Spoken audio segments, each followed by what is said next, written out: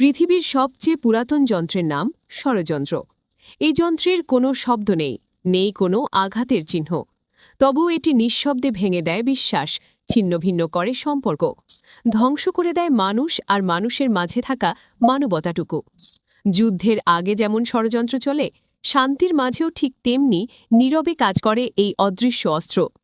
খোলা শত্রুর চেয়ে ভয়ঙ্কর তারা, যারা হাসি মুখে হাত বাড়িয়ে দেয় কিন্তু পেছনে লুকিয়ে রাখে ছুরির ধার। সভ্যতার শুরু থেকে আজ পর্যন্ত রাজনীতি, ক্ষমতা, লোভ আর হিংসার সাথে এই যন্ত্রের ব্যবহার থামেনি এক মুহূর্তের জন্যেও। কারো উন্নতি সহ্য না হলে, কারো সততা চোখে লাগলে ষড়যন্ত্র তখনই চালু হয়ে যায়। তবুও ইতিহাস সাক্ষী, সত্যকে সাময়িকভাবে ঢেকে রাখা যায়, কিন্তু চিরদিন হত্যা করা যায় না। ষড়যন্ত্রকারীরা একদিন নিজেদের জালেই আটকে যায়, আর সত্য শেষ পর্যন্ত মাথা উঁচু করেই দাঁড়ায়।